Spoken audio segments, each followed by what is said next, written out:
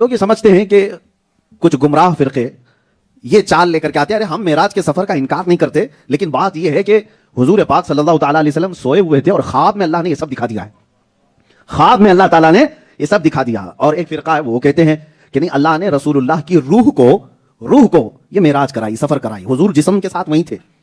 یہ کیا باتیں ہوئی؟ یہ سب جو چیزیں پھیلائی جاتی ہیں، کیوں؟ اس لیے کہ تمہاری عقل مان جائے، ہاں روح کا سفر تو ہو سکتا ہے لیکن حقیقت سے اس کا تعلق نہیں ہے۔ قرآن میں جو کہا گیا سبحان الذی اسری بعبدہ، پہلے میں لفظ سے ثابت کر دوں، قرآن کے الفاظ کہتے ہیں پاک ہے وہ ذات جس نے اپنے بندے کو، بعبدہ، عبد کا لفظ آیا ہے قرآن میں، عبد کا سے مراد کون ہے؟ رسول اللہ کی ذات۔ یہ تو سب کا ماننا ہے کہ عبد سے مراد کون ہے؟ رسول اللہ کی ذات۔ اور عبد عربی میں روح کو نہیں کہتے، جسم کے مالک کو کہتے ہیں۔ عبد بندہ کس کو کہتے ہیں؟ روح اور جسم دونوں ہو۔ اور قرآن نے کہا ہے اپنے بندہ خاص کو۔ دوسری دلیل میں آپ سے کہتا ہوں، میں سویا تھا۔ پہلی بات یہ ہے کہ آپ کو یہ بھی معلوم ہونا چاہیے، روایتیں بتاتی ہیں مکہ کے کفار و مشرکین نے جب یہ واقعہ معراج سنا تو انہوں نے قبول نہیں کیا، انکار کیا ہے، کہا محمد صلی اللہ تعالیٰ علیہ وسلم ایسی بڑی بڑی باتیں کر رہے ہیں، ہم اس کو نہیں مانیں گے۔ انکار کیا کہ نہیں کیا؟ یہ سب مشہور ہے۔ ابو جہل پارٹی پوری انکار کر گئی، یہ سارے لوگ انکار کرنے والے لوگ ہیں۔ سنیے آپ، وہ عقل والے لوگ تھے کہ نہیں؟ ارے سمجھ بوجھ رکھنے والے لوگ تھے کہ نہیں؟ وہ تو سمجھ سکتے تھے، انسانی عقل و شعور رکھتے تھے۔ میں اگر ابھی آپ سے کہوں کل رات میں سویا تھا اور امریکہ گیا، وہاں سے پھر یو کے گیا، پھر نیوزی لینڈ گیا، پھر وہاں سے ممبئی آ گیا، رات کو خواب میں یہاں وہاں گیا، تو آپ لوگ کیا کہیں گے؟ ہو سکتا ہے خواب میں کوئی آدمی کہیں پر بھی جا کے آ جائے، یہ تو نہیں کہیں گے جھوٹ بول رہا ہے۔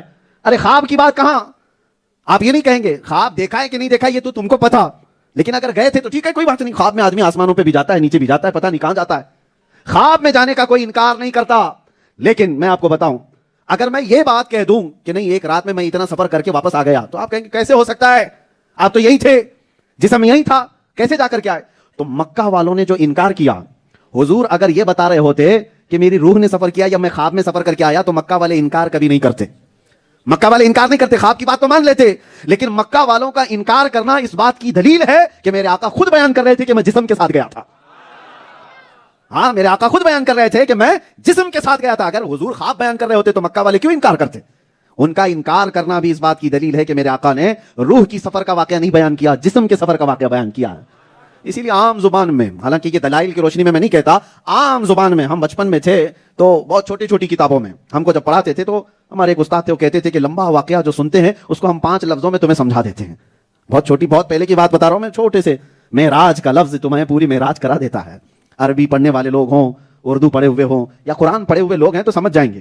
معراج میں 5 لفظ ہیں، میم، عین، را، الف، جیم، یہی ہے، پڑھے لکھے لوگ ہوں گے تو سمجھ جائیں گے۔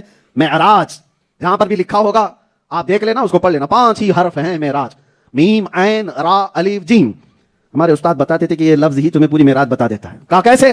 کہا معراج کا میم بتاتا ہے محمد کو معراج ہوئی صلی اللہ علیہ وسلم، معراج کا میم کیا بتاتا ہے؟ محمد کو معراج ہوئی، اور عین بتاتا ہے عرش پر گئے تھے، اور معراج کا تیسرا حرف ہے را، را بتاتا ہے رات کو گئے تھے، اور چوتھا حرف ہے الف، یہ بتاتا ہے اللہ کے پاس گئے تھے، اور 5واں حرف ہے جیم، یہ بتاتا ہے جسم کے ساتھ گئے تھے۔